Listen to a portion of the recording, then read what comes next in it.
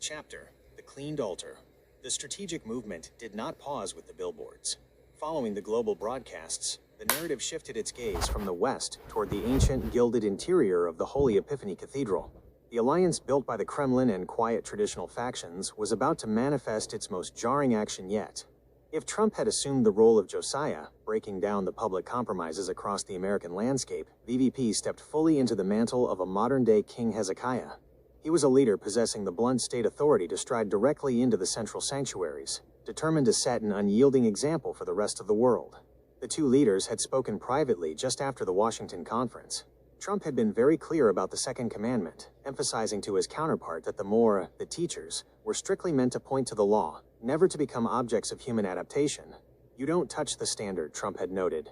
"People think they know better, but they don't listen to God. They won't listen to us either if we offer a soft compromise. You have to lay down the line." With that backing, Hezekiah strode into the cathedral. He did not find an empty room. He found the heavy, centuries-old accumulation of unauthorized human tradition.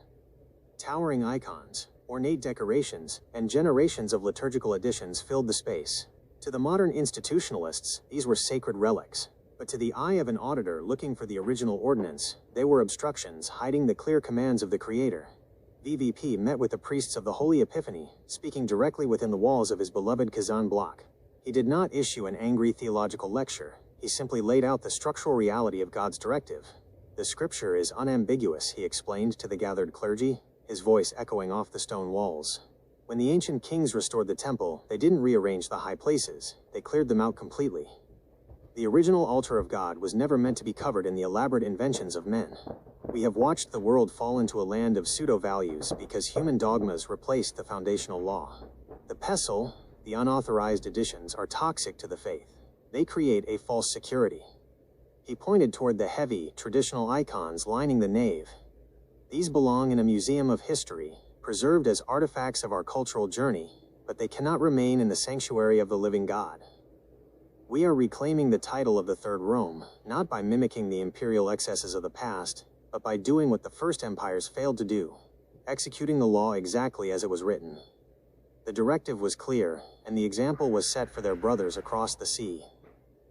By systematically removing the unauthorized items from the Kazan sanctuary, the Holy Epiphany was establishing a blueprint. It was a direct, quiet message encouraging the faithful within the Holy See to look at their own sanctuaries, to dismantle the symbolic Asherah poles and the pagan-influenced carvings that had subtly slipped into the architecture over 1,750 years. There was no room for negotiation or political deals inside the sanctuary.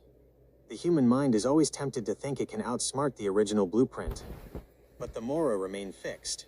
The only way to pass the centuries and return to a true Mass was to strip away the distractions and stand flatly before the unedited commandments.